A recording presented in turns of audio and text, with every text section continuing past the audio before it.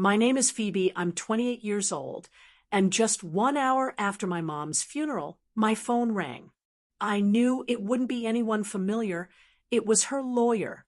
I stared at the screen, my hands still trembling from the cold and the weight of grief, and a strange, uneasy feeling settled in my chest. Something about that number made my stomach tighten. I didn't answer immediately. I wanted to sit there in the quiet, the soft echo of the chapel's organ still lingering in my ears, the faint smell of lilies and candle wax clinging to my coat. But the persistent ringing refused to be ignored. Finally, with a shaky breath, I swiped the phone open. Tell me in the comments where you're watching from, and subscribe for more stories about family drama, quiet revenge, and emotional courage. Hello. My voice sounded small, almost foreign to me, like it belonged to someone else entirely. Phoebe. The voice on the other end was formal, measured, like a man who had said the same words 100 times before, yet there was something hesitant beneath the surface. This is Mr. Caldwell. I have some matters regarding your mother that need to be discussed immediately. I froze. My mother gone. And here was someone calling, already intruding on the hollow space she left behind. I wasn't sure whether to feel angry, afraid, or curious. I don't understand, I said. My hands gripped the steering wheel as though it could anchor me to reality. Is this about her estate? Yes, he replied, but there was a pause, almost a sigh, that made me grip my coat tighter. There are documents your mother left behind, instructions. They pertain to certain things that she never shared with anyone while she was alive. The words hit me like a punch to the chest. My mother, secretive as she was, had left more behind than just memories and a box of old photographs. There was something else. Something I wasn't supposed to know yet. Something that, though I couldn't fully understand it at that moment, would change everything. I don't know if I'm ready for this right now, I admitted, my voice cracking. The funeral had been exhausting, every moment raw and surreal. And now here was another wave of shock crashing over me. I understand, he said, gentle but firm. But she specifically asked that this be handled immediately after her passing. I think you should come by the office as soon as possible. There's a file. Something she wanted only you to see. I felt the tight knot in my stomach tighten further. A file. My mother had left me a file. Alone in her house, surrounded by her absence. The idea of a file of secrets hidden within it made my hands tremble. I ended the call and sat there in silence, my mind spinning. The rain outside had started again, soft at first, then heavier, pattering against the windshield. It matched my mood perfectly, dreary, relentless, impossible to ignore. I started the car and drove slowly, almost mechanically, to the lawyer's office. Every street felt unfamiliar, though I had driven them 1,000 times with her. The world seemed sharper, crueler somehow, as if the city itself was aware that she was gone. When I arrived, the office was quiet. Mr. Caldwell was waiting, standing behind his desk with a solemn expression. The room smelled faintly of coffee and old wood. I could hear the hum of the air conditioner above, a mechanical whisper in contrast to the emotional storm inside me. Phoebe, he said, gesturing to a chair. Please sit. I know this is difficult, especially so soon after your mother's passing. But she insisted that you see this immediately. She wanted you to know the truth. I nodded, my throat tight. The truth. I whispered. He nodded, then reached into a locked cabinet behind him and pulled out a brown envelope, thick and heavy. He placed it gently in front of me, as though it were fragile, almost sacred. I looked down at it, and for a moment I couldn't move. My fingers hovered over the envelope, trembling, afraid to touch it, afraid of what might be inside. Your mother, she wrote everything down herself, he said softly. She wanted you to understand, Phoebe, why she did what she did, and why she couldn't tell you sooner. I swallowed hard, a lump forming in my throat. I had always known my mother had her secrets, little things, small omissions here and there, but I never imagined anything like this. I lifted the envelope carefully, feeling its weight in my hands. It was heavier than paper should be. As I held it, I wondered why she hadn't trusted me while she was alive. Can I open it here? I asked, my voice barely above a whisper. Yes, he said, stepping back. Take your time. I sat there, my back stiff, the envelope balanced on my knees. Slowly, I broke the seal, and the first piece of paper slid out. It was a handwritten note, neat, precise, and unmistakably my mother's handwriting. My eyes scanned the first lines, and the world around me seemed to shift. Phoebe, it read, I know you have suffered more than I ever imagined. I couldn't protect you without causing more harm, but now, the truth must be yours. I blinked, tears springing to my eyes. I could hear my own heartbeat pounding in my ears. Every memory of my childhood, every injustice I thought I had faced alone, every sleepless night replayed in my mind. She knew everything, and yet she did nothing. I started to read further, and my hands shook uncontrollably. The note was not the only document. There were others, legal papers, photographs, correspondence, records of conversations. Each one revealed layers of what I had long suspected but never fully understood. Every page, every word was a revelation. Mr. Caldwell didn't speak. He let me absorb it, giving me space to process. I could feel his presence, a quiet support in the storm of emotions. The office felt small, enclosed, almost protective, as if shielding me from the outside world for just a little longer. Hours seemed to pass in minutes.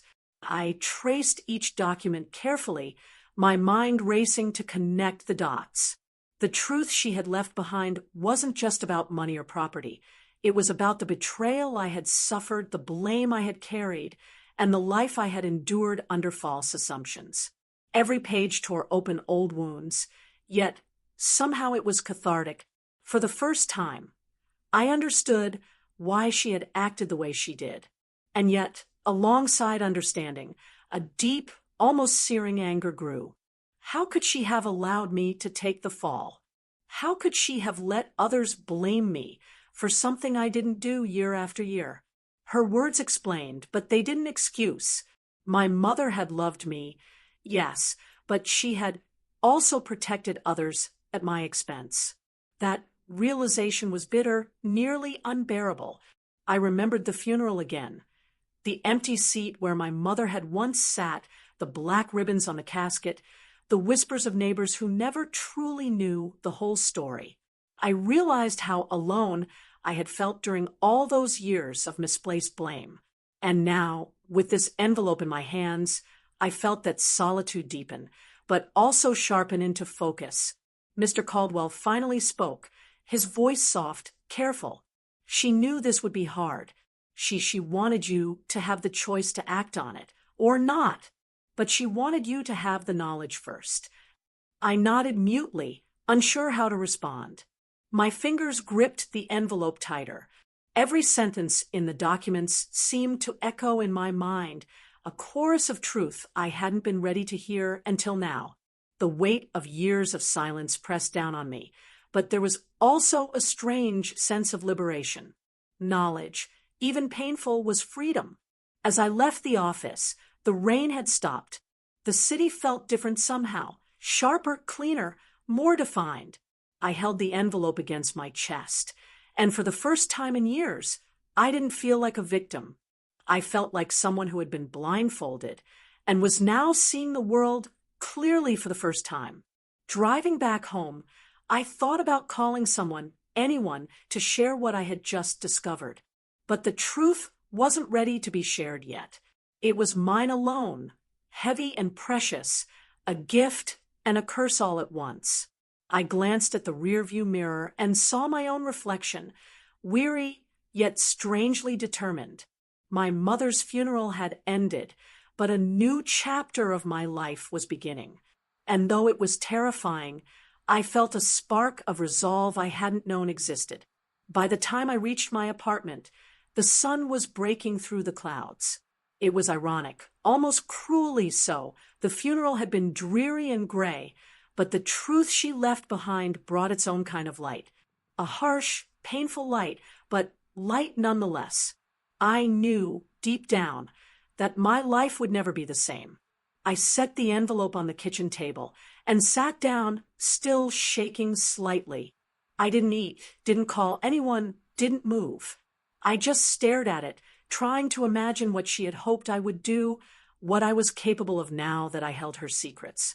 Somewhere deep inside, I felt a flicker of strength, and the first thought that came to me was not revenge, not yet. It was clarity. The world had shifted beneath me, and for the first time, I could see everything as it really was. I sat at my kitchen table staring at the envelope, the documents inside still trembling in my hands. My apartment was silent except for the occasional creak of the floorboards and the distant hum of traffic outside. For a moment, I allowed myself to sink into the memories that had always haunted me, the ones I'd tried to bury under years of silence and polite smiles. Memories of a day so long ago that it had shaped who I was, when the world seemed to collapse around me and everyone I trusted turned away. It started with a small incident, trivial in most people's eyes, but monumental to me. I was 16, standing in the high school cafeteria, tray in hand, when whispers began. A rumor that I had never even imagined would exist, spread faster than wildfire. I remember the first time I heard it, someone had said my name, and suddenly every head turned. Forks froze midair. Conversations paused, and the chatter that usually filled the room fell into an uneasy silence. I scanned the tables, hoping it was a mistake, hoping someone would deny it. But no one did. That day, I learned that fear and judgment could travel faster than truth. My classmates, people I had laughed with, shared lunches with, and confided in, suddenly treated me like I was toxic. They avoided me in hallways, whispered behind my back, and even laughed when I tried to explain myself. I wasn't just embarrassed, I was invisible. The weight of their stares pressed down on me, making every step feel heavier than the last. When I ran home that day, I expected at least one person to believe me, my mother. I remember throwing open the front door, the smell of her perfume mixed with the faint aroma of dinner, and calling out, "Mom, you have to believe me." I expected a hug, a comforting word, or at the very least, some acknowledgement. But she was there, sitting at the kitchen table, her hands folded neatly over a stack of bills. She looked up slowly, her eyes meeting mine, but not with the warmth I needed. Instead, I saw hesitation, a flicker of something I didn't recognize. I don't know, Phoebe," she said finally, her voice quiet, almost defeated. Maybe it's better if we just wait." Wait. Wait for what? My life had already been thrown into chaos, my reputation shattered in front of everyone I knew. I had thought she would protect me, defend me, and shield me from this storm. But her silence was louder than any words. It was a verdict. I was guilty until proven innocent, and no one, not even my mother, was willing to step in for me. My father wasn't around. He had left when I was very young. So there was no one else, no safety net. My siblings, well, my older brother, Daniel, was already thriving socially and academically. He didn't need me to survive, and he didn't need to risk his own standing. I watched him smile politely at me, nod once, and then return to his homework. That was the moment I understood that family could be just as cruel as strangers. He didn't defend me. He didn't even try. He simply let me bear the weight of the lies, the whispers, and the exclusion. School became unbearable. Each day felt like walking through a gauntlet. Teachers who once praised me now avoided eye contact, or worse, asked me uncomfortable questions in front of the class. Friends who I had trusted, friends I had confided in about small, private things, stopped returning my calls. I tried to speak up, tried to explain, but no one listened. By the end of the week, I was eating alone in the library, my lunch tray balanced on the edge of a table, every sound amplified. The cafeteria seemed miles away, a world I could no longer enter. I remember one afternoon walking home in the pouring rain, clutching my backpack tightly. I didn't care about getting wet. I didn't care about anything but the hollow ache of being abandoned by everyone I had ever thought I could trust. The streets were nearly empty, but I felt the eyes of the world on me. Every puddle reflected my soaked, tear-streaked face. And in those reflections, I saw a girl I barely recognized. Alone, vulnerable, forgotten. When I finally reached home, I expected comfort, a safe space where I could collapse and cry without judgment. But the front door opened to the same indifferent air I had felt before.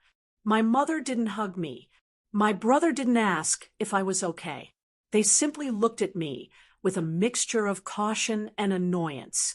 "What happened?" my mother asked finally, not in concern, but as if she were asking about a minor inconvenience. I can't explain it," I said, my voice breaking. "No one will listen, and everyone is saying things that aren't true." She sighed, rubbing her temples as though the sound of my voice was a burden. "Phoebe, maybe this will blow over. People move on. You'll see. Move on. Move on from being accused, humiliated, and treated like a criminal." I realized then that my mother had made a choice. She could have stood up for me, defended me, explained, argued, but she chose to let me take the fall. Every whispered conversation, every judging glance, every cruel joke at my expense, she allowed it. Not out of malice, but fear, perhaps. Fear that defending me would disrupt some fragile balance she had created in our lives. That night, I sat in my room, staring at the ceiling, replaying every interaction, every betrayal. I tried to understand it, tried to justify it in my mind. Maybe she thought silence was protection. Maybe she thought if she said something, the consequences would be worse. But in that moment, it didn't feel like protection. It felt like abandonment. The person I trusted most, the person who should have been my anchor, had left me to drown in lies and deceit. Over the next few days, the pattern continued. Neighbors who once waved to me ignored me. Teachers who had once smiled and praised me now avoided my gaze entirely. Even my extended family, whom I had always considered a safety net, spoke in hushed tones when I entered the room. I became invisible and guilty all at once.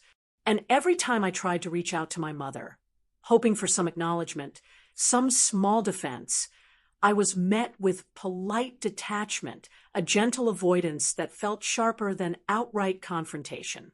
One evening, I found an old diary I had kept during that time.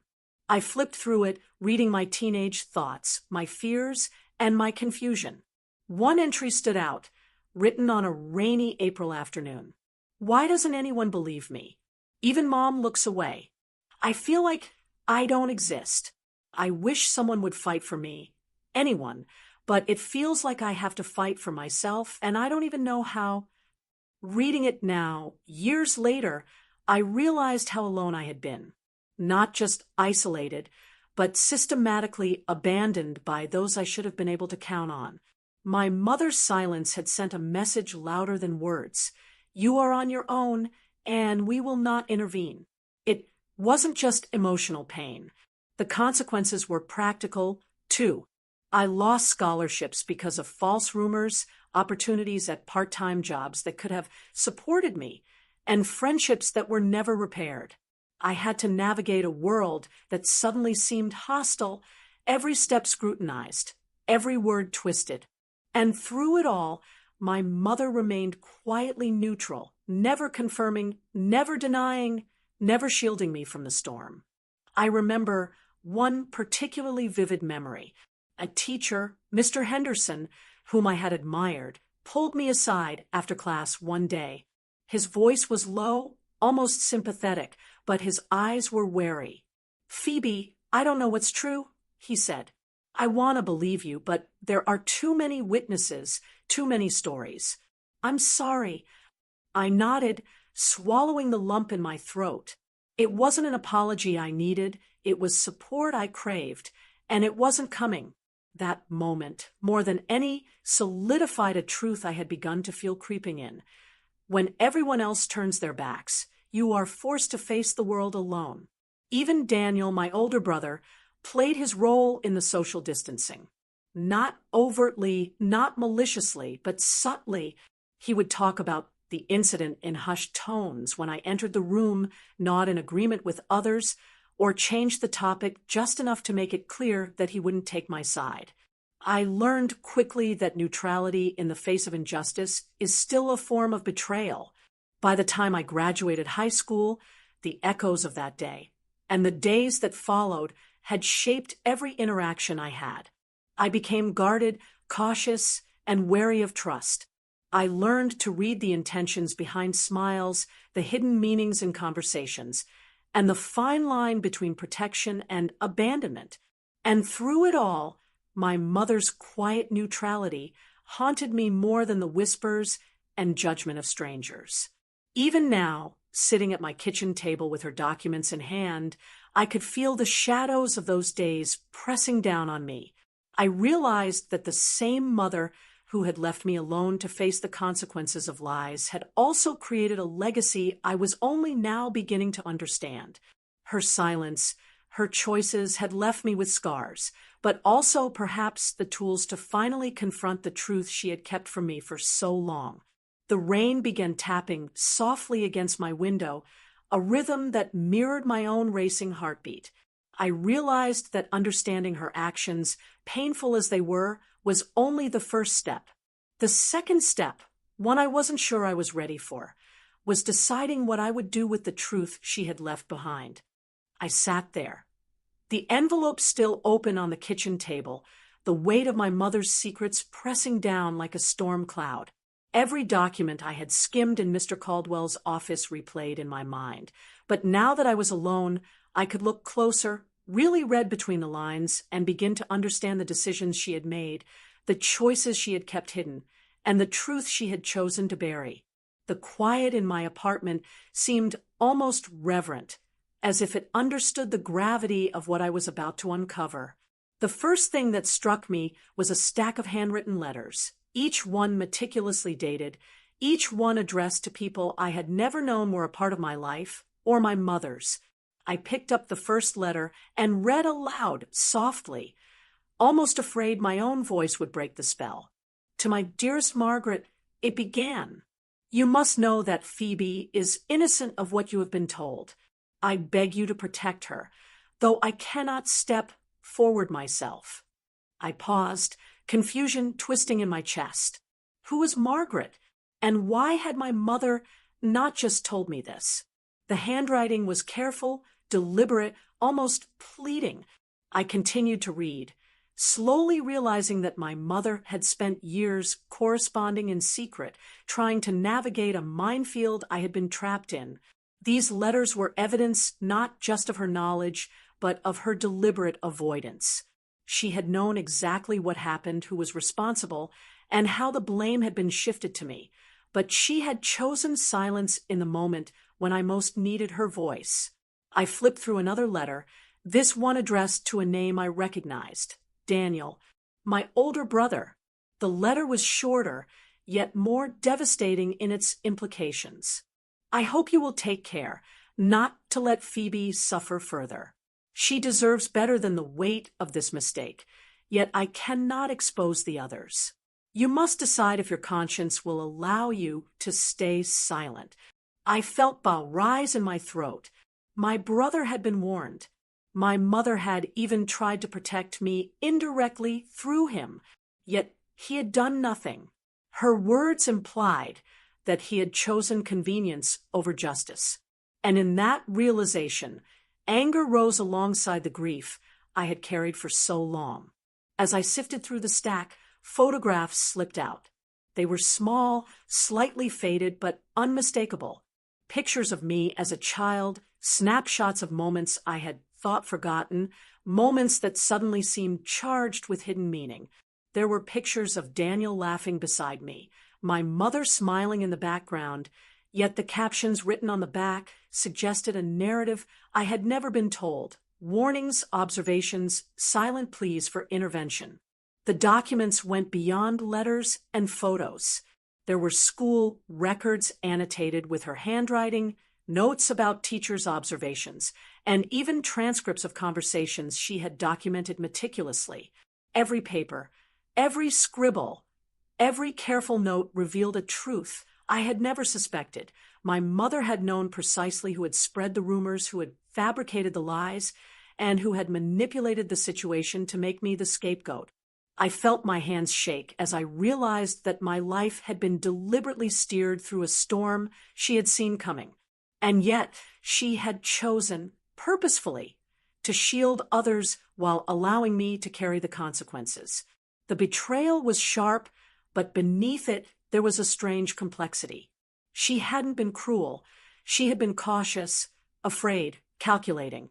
Her silence had been her choice, her way of trying to balance competing loyalties. But in the process, I had been left to bear the weight alone. One particular note stood out, dated shortly after the rumor had first spread at school. It read, "I cannot speak now. If I do, it will destroy relationships I cannot rebuild. Phoebe will need to survive this on her own, though it pains me beyond measure. I pray she finds her strength." I read it over and over, each repetition twisting the knife further. My mother had intentionally buried the truth, hoping I could survive without it. But survival, in this case, had come with scars deeper than anyone could see. She had expected me to endure humiliation, isolation, and judgment, all so that her fragile network of relationships would remain intact. And yet, there was a strange acknowledgement in her words, a recognition that I was stronger than I, or even she, had ever realized. I remembered one particular memory, a small, seemingly insignificant day that now seemed to hold the weight of prophecy. I had been accused of something minor but embarrassing at school, something that could have been corrected with a simple explanation, but no one had believed me. I had run home, sobbing, begging my mother to defend me. She had listened silently, her hands folded over a steaming cup of tea, her expression carefully neutral. I had seen it then, but I hadn't understood. She had known all along, and she had consciously chosen not to intervene. As I held the letters, documents, and photographs, I began piecing together a timeline. Every interaction, every choice, every silence now carried meaning. My mother had been walking a tightrope, balancing her fear of confrontation with her instinct to protect, yet the way she had chosen to navigate that balance had left me exposed. And the truth, now finally revealed, was as heavy as it was liberating. There was a moment of pure anger that I could not suppress.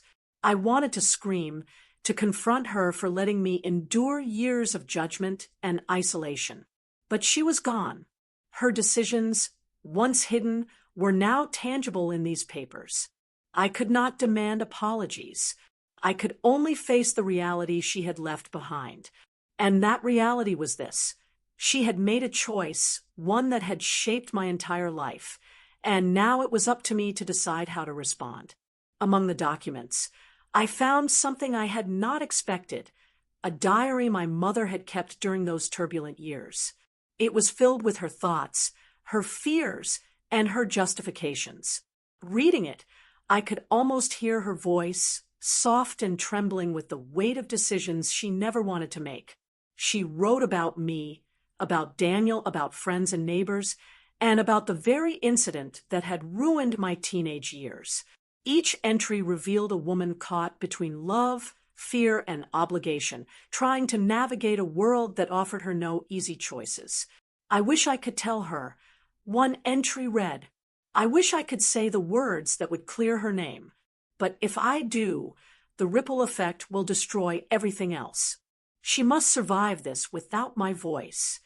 The words cut deeper than anything I had read before.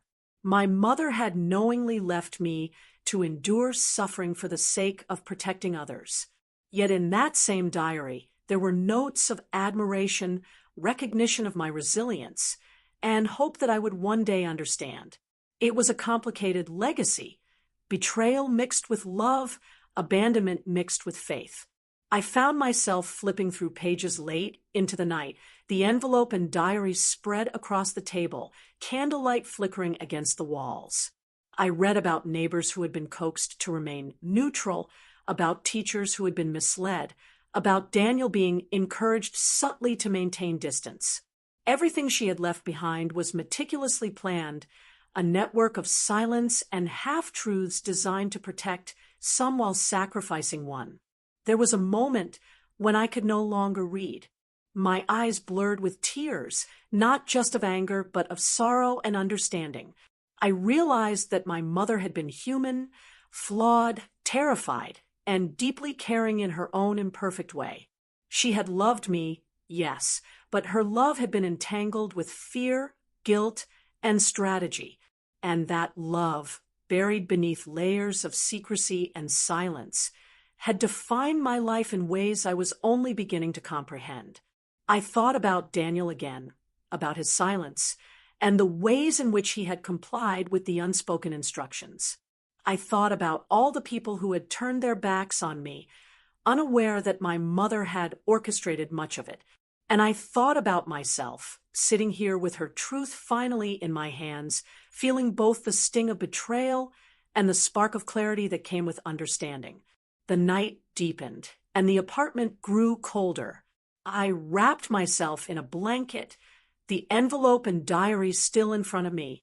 The rain had returned, tapping gently against the windows, echoing the rhythm of my heartbeat. I realized something profound. Knowing the truth did not erase the pain, but it allowed me to see the world and my mother's choices clearly for the first time. And in that clarity, I found a strange kind of power. Not power over anyone else, not revenge yet, but power over my own perspective, over the narrative that had defined my life. The truth she had buried was painful, yes, but it was also a gift that offered insight, understanding, and the first real chance to reclaim my story. I stayed at the table until dawn, reading every note, examining every photograph, and absorbing every word she had left behind. By the time the sun rose, a new understanding had taken root inside me. My mother's choices, her silence, and her hidden efforts had shaped my life in ways I hadn't realized, but they did not define me. The next steps, whatever they might be, would be mine to take. I sat at my kitchen table long after dawn, the envelope and diary spread around me like the remnants of a storm I could never have anticipated. The morning light poured in through the blinds, casting striped shadows across the floor, and for the first time, the weight of what I held felt unbearable. I had the proof now, the undeniable truth of what had been done to me, the evidence of who had lied, manipulated, and shifted the blame, and the knowledge of who had remained silent. I felt it pressing down on me, not physically, but deep inside my chest, as if each paper carried a piece of my past I had been denied. The choice was impossible. I knew, with a clarity that both terrified and empowered me, that I could no longer remain neutral. I could take this evidence, submit it, and finally reveal the truth. But doing so meant confronting my own family, my brother, my mother's friends, neighbors, people who had been complicit in their silence.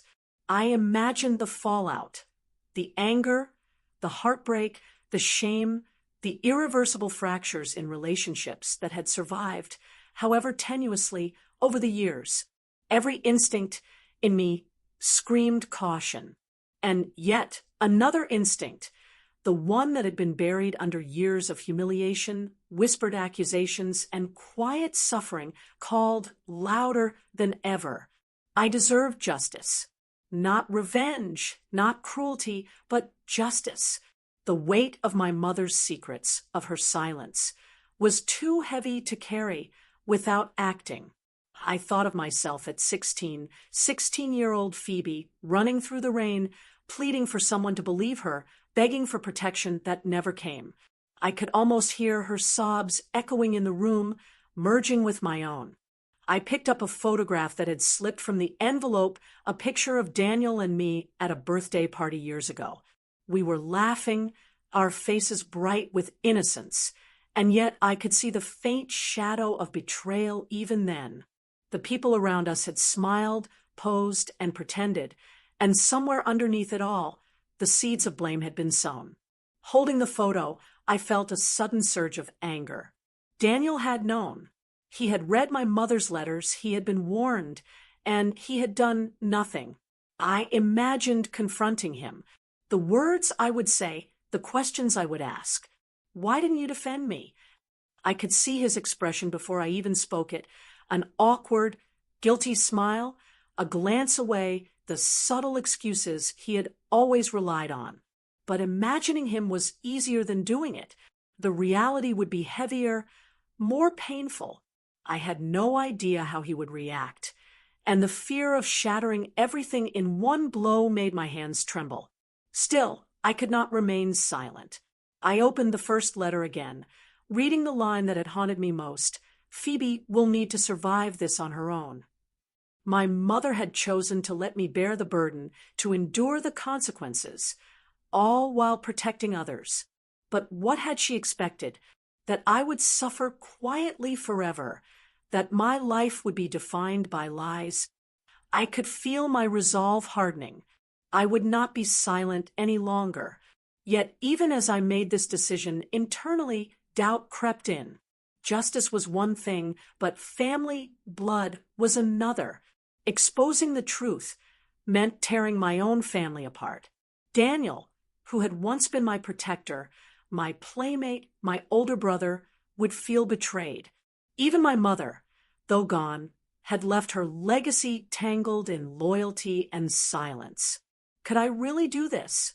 Could I choose justice over the fragile bonds of blood, knowing it might destroy what little remained? I reached for a cup of coffee, hoping the warmth would steady my shaking hands. I took a sip, letting the bitter liquid anchor me for a moment, and tried to think practically. The envelope contained letters, photographs, legal documents, all irrefutable evidence. If I submitted them, the truth would be undeniable. People could no longer deny it or twist it to their advantage. I could finally clear my name, reclaim the reputation that had been stolen from me. And yet, I felt the weight of potential consequences. Friends who had once distanced themselves might feel shame, anger, or confusion. Neighbors who had gossiped, teachers who had doubted me, my own brother who had chosen comfort over truth. They would all be forced to confront their choices. The thought of their discomfort made me hesitate, but not for long. I reminded myself that I had already lived years of discomfort, humiliation, and injustice.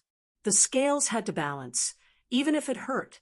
I decided to test the waters carefully. I picked up my phone and called a former teacher, someone I trusted who had never fully judged me. The line clicked, and a familiar voice answered. "Phoebe, is that really you?" Mr. Henderson asked, surprise evident in his tone. "Yes," I said softly, my voice steadier than I felt. I need your advice. Something has come to light, and I don't know what to do." There was a pause. "Okay, I'm listening." I explained a fraction of the truth, carefully omitting the names for now, gauging his reaction. His sigh was audible, filled with the weight of years I had carried alone. "Phoebe, I wish I had known, he said finally. I might have believed you sooner, maybe even stood up for you. But I didn't. And I can see now how badly that hurt you. Hearing that acknowledgement made my heart ache and swell at the same time. I was no longer a child begging for validation. I was an adult capable of navigating the aftermath, capable of acting. And yet, I still felt the gnawing uncertainty of crossing a line that could not be uncrossed. Justice had a price, and the currency was blood, the ties that bound me to the people I had loved. I spent the next several hours pacing my apartment, documents in hand, drafting mental plans. I considered confronting Daniel directly, presenting the evidence face to face. I imagined the tension, the guilt, the shame, but also the inevitable denial and defensiveness. And then I considered a more cautious approach, submitting the letters to a neutral third party, letting the truth stand on its own without immediate confrontation. Both options carried risk, both required courage, and both demanded a reckoning I wasn't sure I was fully ready to face. As evening fell, I felt the weight of my mother's choices more acutely than ever. She had chosen silence to preserve relationships, yet that silence had forced me into an impossible moral position. I realized that the act of choosing justice over blood was not a simple decision. It was a test of my character, my courage, and my willingness to stand alone. And in that moment, I understood that my life had been preparing me for this choice all along. The rain returned, tapping gently against the windows, as if urging me forward. I could feel my heartbeat sync with the rhythm, each droplet a reminder that time was moving, that I could not remain frozen. I picked up the photographs and letters again, letting my eyes linger on the faces in the pictures, on the handwriting in the margins, on the words that my mother had painstakingly recorded. Each one reinforced the necessity of the decision before me. I thought about all the people who had abandoned me, all the whispers, all the silent glances, all the nights I had cried alone. I thought about Daniel and how easily he had complied with the unspoken expectations. And I thought about myself, the girl who had survived it all, who had endured humiliation and isolation, who had carried scars that no one else could see. Finally, I made a decision. I would act, but carefully. I would choose justice, but not recklessly. I would reclaim my story, but not with blind anger. And I would confront the truth of my mother's silence, not with bitterness alone, but with the clarity that came from understanding her fears, her motivations, and her impossible choices. I began drafting letters, carefully outlining the evidence, noting dates, including copies of correspondence, photographs, and diary entries. I organized everything meticulously, knowing that once this was submitted, there would be no turning back. I made a list of people to contact, individuals who could witness the truth without bias, people whose credibility could lend weight to my case. Every decision, every step was deliberate, measured, and purposeful. As midnight approached, I sat back and looked at the documents, the envelope, the diary, and the photographs sprawled across my table. The choice was made. I would pursue justice, even if it meant confronting my family, even if it fractured relationships beyond repair. I understood now that justice was not vengeance. It was the restoration of truth, the reclamation of my dignity, and the right to be seen as I truly was. I felt a strange calm wash over me, a mix of resolve and sorrow. The night was quiet, the apartment still, and the weight that had pressed on my chest all day had shifted slightly. The storm inside me had not ended, but it had a direction now. I knew the path ahead would be difficult, painful, and fraught with challenges, but I was ready. For the first time in my life, I felt fully equipped to face the consequences of my mother's choices and my own decision to finally act. The sun had barely risen when I finally closed the envelope and diary, securing everything in a neat stack. I had spent the night reviewing, rereading, and planning every word, every photograph, Every letter had been scrutinized, and every possible consequence had been considered. I knew now that speaking the truth would change everything, forever. But unlike the helpless girl I had once been, I was no longer afraid of the storm. I was ready to face it. The first person I had to confront was Daniel, my older brother. The thought of facing him made my stomach churn, but I knew it had to happen. I drove to his apartment. The streets quiet in the early morning, the smell of wet asphalt filling the car. Each block I passed brought back memories of childhood, of laughter and shared secrets, but also of betrayal, silence, and abandonment. I had loved him once, deeply, and now that love felt tangled with anger and disbelief. When I arrived, he opened the door, bleary-eyed, wearing a faded sweatshirt and pajama pants. His hair was mussed, and for a moment I almost laughed at the sight. It reminded me of mornings when we had shared cereal and cartoons as kids. But there was no humor left in our reunion. "Phoebe," he asked, squinting in confusion. "It's early. What's going on?" I stepped inside without answering, placing the stack of documents on the kitchen counter. "We need to talk," I said, my voice steady but firm. "About everything. About Mom. About what happened all those years ago. About what you and I both ignored or pretended not to see." Daniel stiffened. What are you talking about?"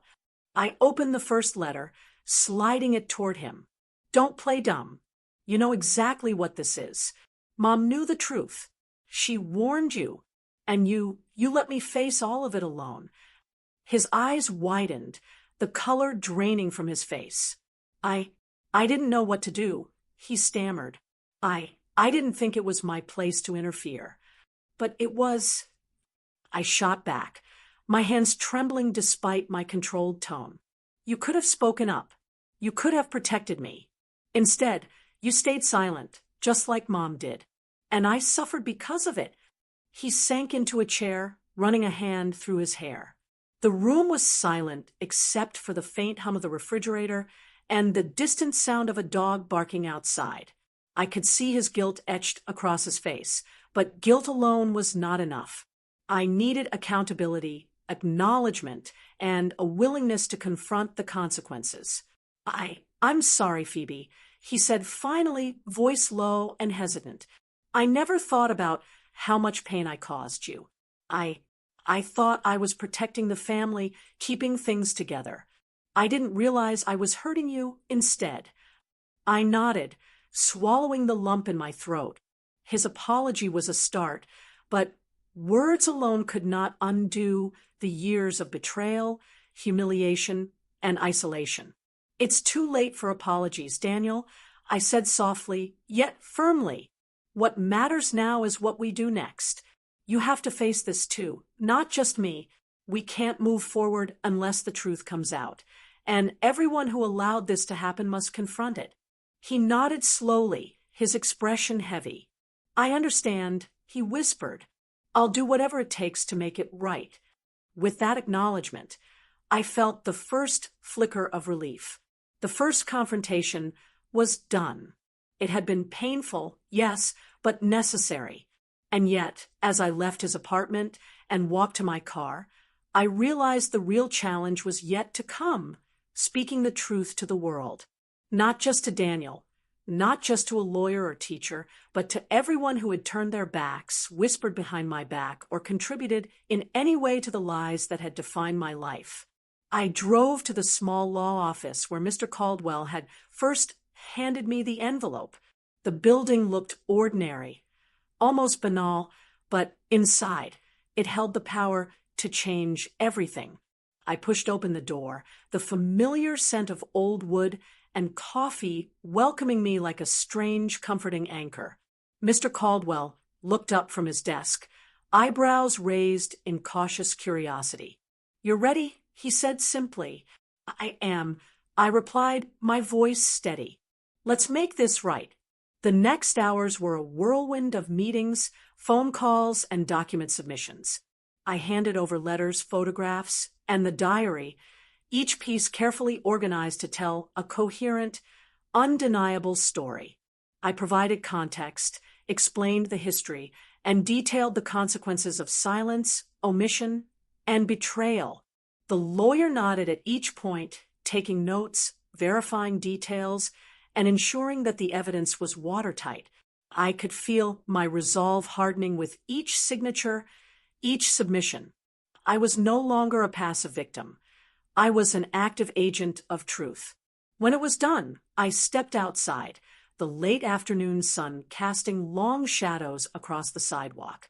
The weight of years of silence, lies, and betrayal felt slightly lifted, though the burden of consequence remained. I knew that some relationships might never recover, that some people would resent me, and that my life would be forever altered. But for the first time, I felt an unshakable clarity. I had spoken the truth. I had confronted the past, and I had done it on my own terms. That evening, I returned home, exhausted but strangely light. I spread the letters and diary on my kitchen table one last time, looking at each piece as if saying goodbye. The house was quiet, the sunlight fading into a soft golden glow. I thought about my mother, her choices, her silence, and her love, complicated, flawed, but undeniable. I understood her in a way I never had before. She had done what she thought was best, even if it had caused pain. And now, it was my turn to choose what was best for me. I began packing the documents carefully, preparing to store them safely. I knew I would keep them not as a weapon, but as a record, a testament to what had happened, and as a reminder of my own strength. The act of speaking the truth did not end with confrontation. It was also about walking away from the shadows that had haunted me, reclaiming my life from the weight of betrayal. The next morning, I made a quiet phone call to a former friend, someone who had doubted me all those years ago. I told them the truth, calmly, without accusation, without anger, simply the facts as they were. The conversation was awkward at first, filled with stutters and pauses, but gradually, understanding emerged. They listened, apologized, and for the first time, acknowledged the role their silence had played. I hung up, feeling a strange sense of closure. Speaking the truth was never easy, but it was liberating. I spent the following days meeting with neighbors, former teachers, and even distant relatives. Some reactions were tearful, some defensive, some silently regretful. But every conversation reinforced a vital truth. Clarity and honesty were more powerful than resentment or denial. And every conversation brought a measure of healing, not just for me, but for those who had been blind to the consequences of their inaction. Through it all, Daniel stayed by my side, helping me navigate the emotional and practical challenges. His support, once absent, was now unwavering. He admitted his mistakes, acknowledged the pain he had caused, and committed to making amends wherever possible. It wasn't perfect. The wounds ran deep, but it was real. And that realism, that honesty, was exactly what I needed. Finally, after weeks of meetings, calls, and confrontations, I sat alone in my apartment one evening, the sun dipping below the horizon, casting the room in soft shadows. I looked at the envelope, the diary, the photographs, and realized that my work was done. I had spoken the truth. I had confronted the past. I had faced my family, my peers, and the echoes of my teenage self. And now it was time to walk away. Walking away didn't mean forgetting, nor did it mean cutting ties completely. It meant releasing the burden of carrying secrets, lies, and unspoken guilt. It meant stepping into a life defined by my own choices, my own courage, and my own integrity. I placed the documents in a secure box, not hidden, not forgotten, but preserved as a testament to what had been endured and what had been reclaimed. I stood by the window, looking out at the city bathed in twilight, and took a deep breath. For the first time in decades, I felt free, not unscarred, not unhurt, but unshackled. The The truth had been spoken. Justice, in its quiet, uncompromising way, had been served. And I had walked away, not with bitterness, but with clarity, strength, and an unshakable sense of self. As I sit here now, the sun spilling its last golden rays across my apartment, I finally allow myself to breathe. For the first time in years, I can feel the weight that has been pressing on my chest slowly lift. It hasn't vanished completely. Some scars are too deep to fade entirely, but I no longer carry them as chains. Speaking the truth, confronting the past, and reclaiming the story that was once stolen from me has given me something far more powerful than closure, a sense of agency. I realize now that the pain, the betrayal, and even the silence of the people I loved, including my mother, were pieces of a puzzle that taught me resilience. They forced me to discover a strength I didn't know I had, a courage that lay dormant until I was confronted with a choice: remain a victim or rise above the shadows and define my life on my own terms. Walking away from the people and the lies that once consumed me wasn't about revenge or punishment. It wasn't about holding grudges or making others feel the consequences of their past actions. It was about reclaiming my identity, my voice, and my truth. In facing the people who betrayed me, in confronting my brother and acknowledging my mother's complex choices, I understood that human beings are flawed. Love and loyalty are often tangled with fear. And sometimes, even those who care for us can make decisions that hurt more than they heal.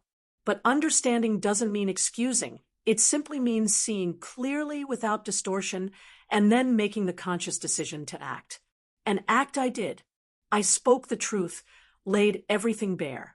And in doing so, I freed myself from the suffocating weight of silence. I've learned that justice isn't always swift or dramatic. It's quiet, precise, and deeply personal. It's in the acknowledgement of what's real, the reclamation of your dignity, and the courage to step forward when the world has turned its back. And now, as I close the chapter on this part of my life, I realize that walking away isn't an act of running. It's an act of self-preservation, self-respect, and self-love. I am no longer the girl who ran through the rain, crying, pleading for someone to believe her. I am Phoebe, a woman who has endured, who has learned, and who has emerged stronger because she refused to be defined by betrayal. The path ahead is still uncertain. Some relationships may never heal, some wounds may never fully close, and some memories will always sting. But for the first time, I am no longer bound by them.